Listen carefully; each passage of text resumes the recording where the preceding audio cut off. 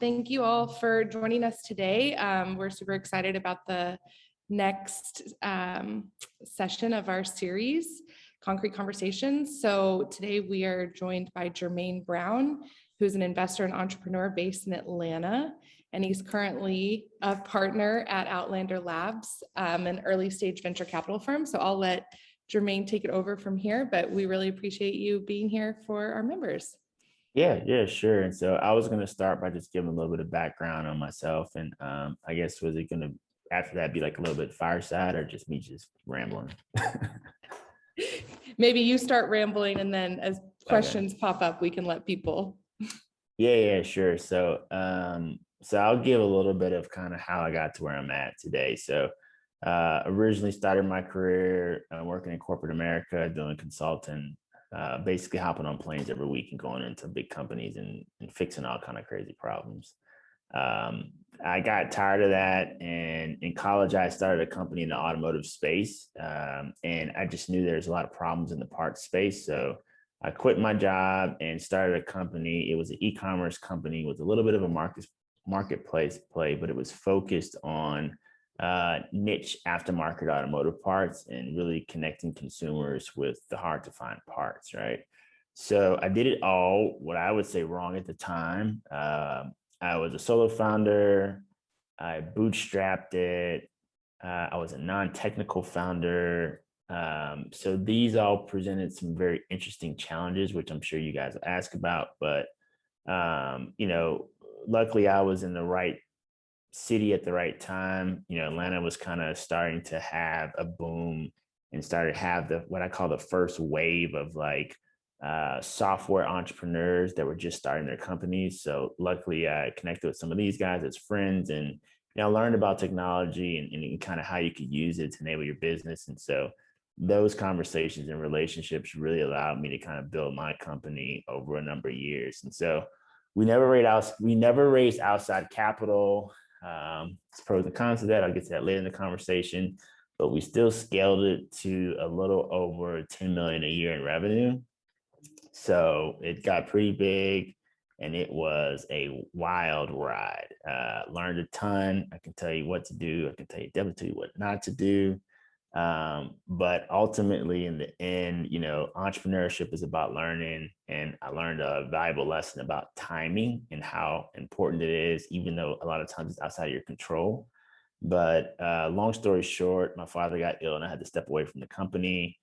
And simultaneously, and I had to go to Louisiana to help him recover and help my mother help him recover. And simultaneously, the tariffs from the administration were starting to be implemented on any products imported from China.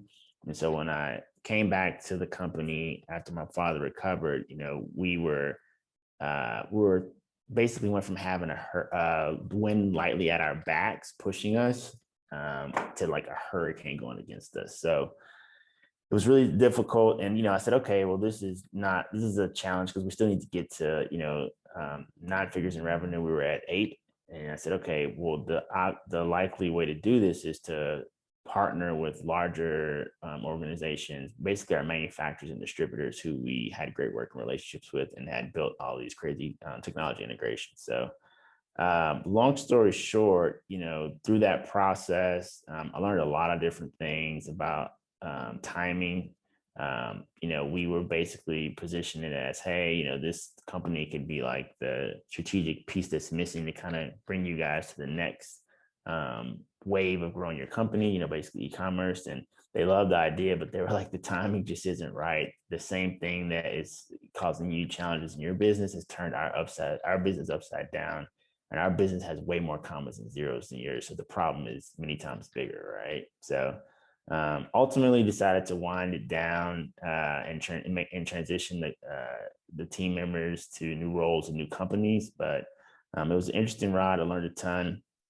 Fortunately, the company was profitable for a long time, so we were in a good situation to be able to make those decisions, and we didn't have outside investors.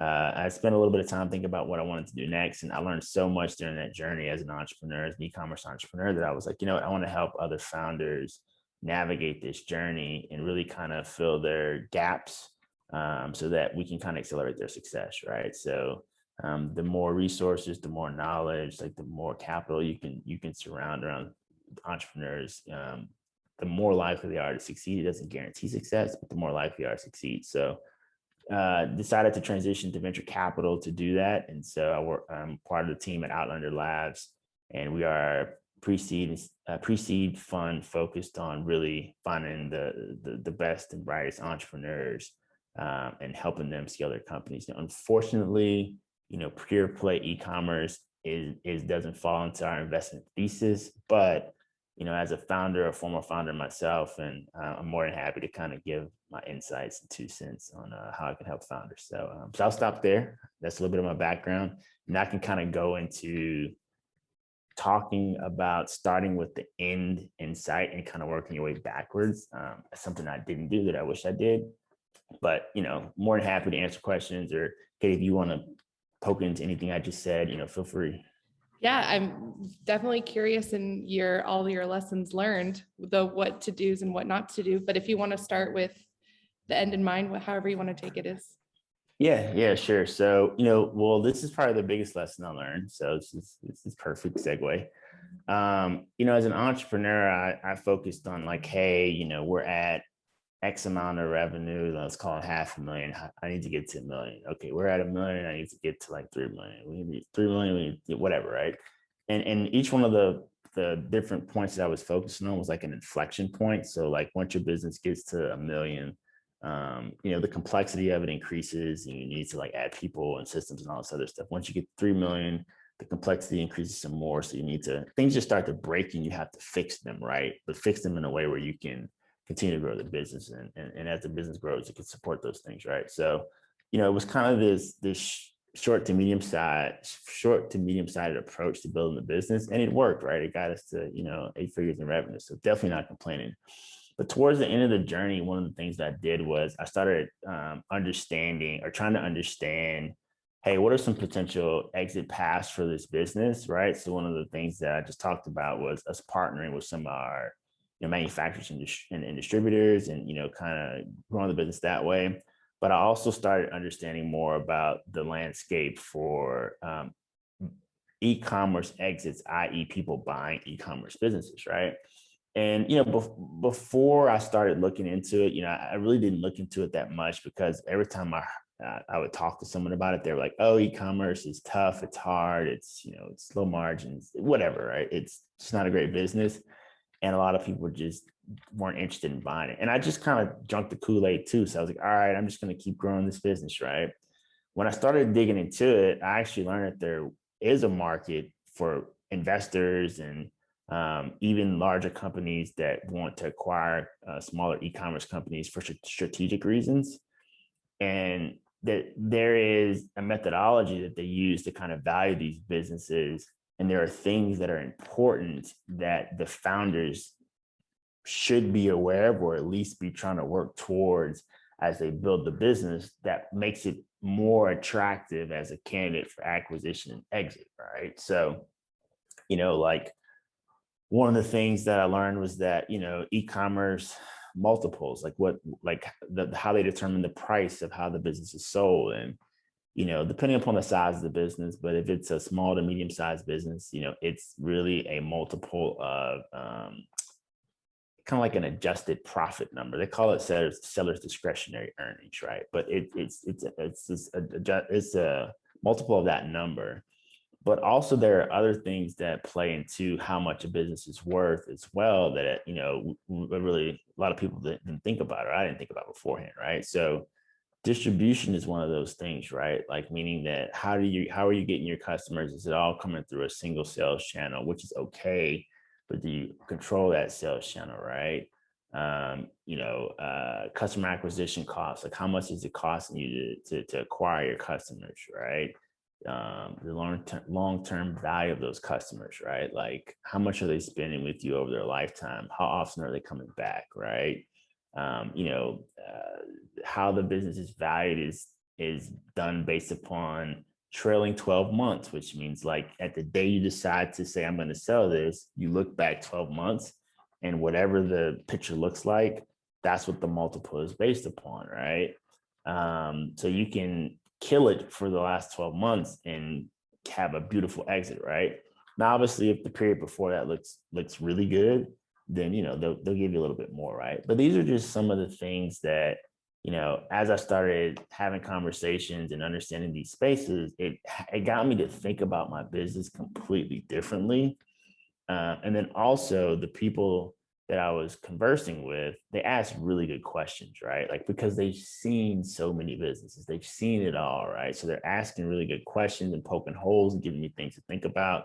But they're also giving me some suggestions as well, right? Like, hey, um, you should use this particular accounting firm because they specialize in e-commerce stuff, right? And so instead of you having to educate your accountant and him trying to learn your business, like these guys have 100 businesses, they can tell you what you need to be doing correctly, right? Another thing that they pointed out to me was that like rebates and stuff like that are pretty big in some e-commerce company, depending on the size of it, right? So when sellers receive like cash back for all the stuff that they buy, like you basically can like add that into your profit and it increase the value of the business. I mean, the list just goes on and on and on and on, right? But for me, that was really a thing that I was like, wow, if I had this 6 or 7 or X amount of years beforehand, it would have really changed how I thought about my business, because I would have been able to say like, hey, I want to sell this business for X amount of dollars. The average multiple for my type of business is, 3 or 4X or whatever it is. So that means like I need to get my income to this point, which means my revenue needs to be at this point. Like, boom, that's the goal I need to get to, right? But also looking at other things like operational efficiency and things like that, like being able to talk to them and have them give you benchmarks and ideas about that. And then also too, another thing that was interesting that increased the value of these companies was if the business was more remote in nature, right? Like meaning that the owner didn't have to be tied to a physical location, that became very attractive to potential acquirers, because now a larger company could easily acquire the company, and it's pretty seamless. You just transfer a bunch of digital ownership, right? And then someone who's wealthy, who just kind of wants to run a business, but doesn't want to change their physical location, like they can buy this business too, right? So all these different things, SBA loans are available to buy e-commerce business, like all these different things that are out there. Like I tell founders now, especially in e-commerce, like do a little bit of research and start with the end, like understand what the end could look like and work your way backwards, right? A really hot topic and hot trend right now that I don't know if a lot of e-commerce sellers on this call are aware of, but there are a lot of institutional investors who raise funds who specifically will go out and buy businesses are on Amazon. So they'll look for Amazon sellers, and those businesses could be FBA fulfilled or not. They've raised like 100 million, $200 million funds to just go and buy all these small e-commerce businesses, roll them up into one large organization, and really get operational efficiency, right? So instead of having to have one accounting person doing just your stuff, there's one accounting person doing 20 company stuff, right? When they're sourcing, particular types of products and goods, right? They get better pricing, right? They can negotiate better pricing with Amazon, like all these different things, right? So before, Amazon businesses used to be kind of frowned upon, before, because it's like, hey, you don't control the customer relationship. If Amazon changes this, yada, yada, yada, the list goes on. But now that's completely changed. And, there are sellers that are getting, mid seven figure paydays for businesses that they built on Amazon in a short amount of time. And, the sales process, I mean, I've heard people getting the decision in like a week or two, right? On huge businesses. Well, anybody that's about to get 7 figures is a lot of money usually, but the decision is made relatively quickly. So anyway, I tell people to start with the end in sight. There's some resources out there and that are super helpful. So Quiet Light Brokerage is a really good place to start. And, it's really a M&A firm that specializes in like e-commerce companies, like That's not all they do, but the majority of what they do is sell e-commerce companies. And they actually have a section on their website where they actually list all the e-commerce companies that are for sale, kind of what they've done, the kind of growth, the revenue that they have, the adjusted profit, which is sellers' discretionary earnings, and kind of the multiple that they've assigned to it, right? So you start to be able to get an idea of like, what are things selling for, or how's the market kind of valuing and pricing a business that's similar to mine. They also will show you completed transactions as well on their site. So you can see, I don't think they tell you the final sales price, but it's sold. So you know it's probably within the range, right? And then they also have great content as far as podcasts and just other things and like blog posts where you can go out there and just learn all these different tips and tricks about how other sellers are navigating e-commerce and things that they're doing that are working extremely well for them, right? I mean, it's a fast moving space, so you can never be too comfortable. You always need to be figuring out like what the next best thing is. And they do a really good job of in addition to providing you with information about selling your business, they also provide you with, they just bring good people on there, right? Just talk about their businesses, right? So I really recommend that site. And obviously, as you have questions about Sorry, Jermaine, can you share the name of that site again? I just want to put it in the chat. Yeah, Quiet Light Brokerage. So I can actually, let me put it in the, Thank you. Chat to, I guess, yeah. Here we go. Yeah, Quiet Light. There you go. Perfect. Thank you. Yep, that's a great one. And again, just great. If you got downtime, like their blog has got a bunch of like great stuff on it. And then another firm that does similar stuff, but on an international level is a FE International, and I'll drop that one into the chat as well. And I haven't spent as much time looking at their website or getting familiar with them, but I do know that they're highly regarded in the space as far as M&A for e-commerce companies. And I'd imagine that the content on their site is equally as valuable and equally as insightful, but just with an international twist on it, right? So again, my recommendation to anyone that's in e-commerce is to just take some time and think about, what do I want at the end of this? Like, what am I aiming for? You know, and kind of do some research and kind of learn about what it would potentially look like to get there. Like, what do you need to build as far as revenue and profitability and all these other things? And then you start to be able to have a blueprint for what you're aiming for. And then you can go out and say, okay, in order to get this amount of revenue, I need team members in these particular roles. And so you can start recruiting for them or do whatever you need to do. And in some instances, you may need to raise capital to achieve that goal, depending upon how big it is, right? But, you know, again, when you start with the end in sight, the path gets much clearer. That's one of my big personal sayings, right? So start with the end in sight and then work backwards, and you start to be like, okay, I know what I'm aiming for. And it's not going to be easy, but it's easier, at least when you get to decision points. So anyway, I'll stop there. So Katie, any No, that's super helpful. And we appreciate learning from, what your experience. When you were talking about the multiplier, is that a set number for all e-commerce businesses, or does it differentiate by what type of e-commerce business or what they're selling? Yeah, so it's not set. Each company's multiple is different, and it's a combination of a lot of different things. But some of the things that are top of mind are like growth rate, right? Like how fast they're growing, the types of products that they're selling, the defensibility of the business, how remote or like can the business be easily relocated, like all these different things. So the multiple varies, and also the size of the business.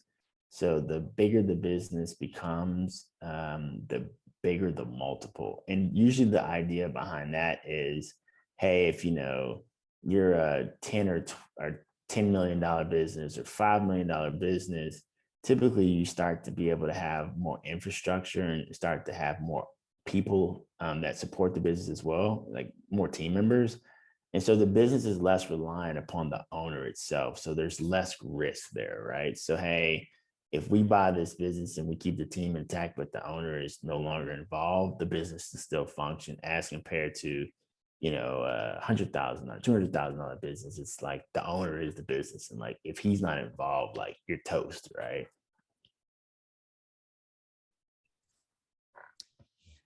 Excellent. So if somebody, like, let's say I have an e-commerce business and I have my number in mind and my revenue, supports that number, what do the next steps look like? Yeah, well, I mean, have the number in mind. If you're like, hey, this is what I'm aiming for, and I'm there, I'm very close to being there. I would tell them to reach out to, somebody like a Quiet Light, and they'll do a free evaluation of kind of your business and say, hey, this is what we think, right? Hey, your business is in great shape. We can list it, and this is what we think we could sell it for. Or like, hey, you're not quite there. Like, these are some areas that we think you need to tighten up a little bit. A good rule of thumb is probably start working on selling your business about 18 months before you actually want to sell it, right? So it's going to take 12 months for you to kind of like work on the things that you want to improve and to have them be shown in your trailing 12 months. And then you need a couple of months of just like time for the transaction to kind of run its course and get to close, right? So it's not like hey, I'm gonna wake up tomorrow and sell it tomorrow. I mean, you may be lucky, but that's not typically how it works. And you probably won't get maximum value, right? You get a value, but if you really are strategic about it and start about 18 months ahead, you can optimize the business for maximum value and put yourself in a good position. And you can start by just talking to a broker and letting them poke holes in your business, right? On a separate note, I was reading your figuring out your next chapter and how you ended up where you are now. Yeah. And I'm also a big fan of Strengths Finder. So curious cool. what your strengths are. Yeah. So analytical, deliberative, learner, relator, and I think like significance, if I remember correctly. So there's like the top 5 or so. So yeah, awesome. I'm a huge fan of that. I think that as an entrepreneur, it's very important to be self-aware and to understand the things that you're good at so that you can use those abilities and strengths to your advantage, but also understand where you're weak. And, it's really not about trying to become strong in an area that you're weak. Like it's just likely not going to happen, but you can offset that by finding a partner or finding other people who are strong in areas where you're weak, so that as a team, you guys are strong, right? So Strengths Finder is a good tool. I'm a huge fan of it. I found it way later than I wish I would have, but yeah, I'm a fan of it. Excellent. And then I noticed that you talked about working with a coach, and you're still working with that person. Do you do coaching for anybody yourself? Yeah. So no, I don't want to mess up anybody's life, so I don't do coaching myself. But so throughout my entrepreneurial journey, I've always had, and all entrepreneurs should have this, to be honest with you, some kind of support system. And what that means is that a group of people or a person that you can talk to who can relate to what you're going through. So as an entrepreneur in corporate America, I had a lot of people that I could talk to. They got what I was going through. They can give me advice. But once I transitioned into entrepreneurship, I really went through this period for, I don't know, 2 years or so, where everybody I talked to was like, wow, I hope you figure that out. They just couldn't relate, right? So when I started the chat, I said that I was in the right city at the right time. There wasn't a lot of early stage entrepreneurial activity like that in Atlanta. So you had all these really early entrepreneurs who were trying to figure stuff out, who were looking for community and other people to talk to about this. So that's how I connected with other entrepreneurs that ended up being these amazing software entrepreneurs, right? Because we all were starting our companies at the same time and trying to figure it out. And what ended up happening was that we ended up talking about the challenges and the things that we were going through, what was working for our business, what wasn't working for our business. Even though we were doing different things, a lot of the company building, everybody's trying to do the same things. They're doing it a different way depending upon their industry, but everybody's trying to do the same thing. So we ended up sharing tips and tricks and all these other things. So that's a long-winded way of saying that support systems are important. And I had those. I learned through my entrepreneurial journey that how important they are, and I've just tried to continue having that even as I've transitioned out of entrepreneurship. Right, I think it's important to just be able to have a support system and just to have people to talk through when you're trying to just trying to navigate things, And I think everybody needs it. Not a lot of people want to admit it. Entrepreneurs definitely need it. And anyone that tells you that they don't, they're lying. All the great entrepreneurs I know are part of some kind of support system, some kind of organization, something where they just can like talk about what they're going through, because it's hard, it's not easy at all. So and sometimes the people closest to you, the people that are in your everyday life, they just can't relate, and it's no fault of theirs. It's not a journey that most people take. So Yeah, and that's one thing that we're really trying to build better at Saltbox is that community across locations, within the locations, across the different industries that we have.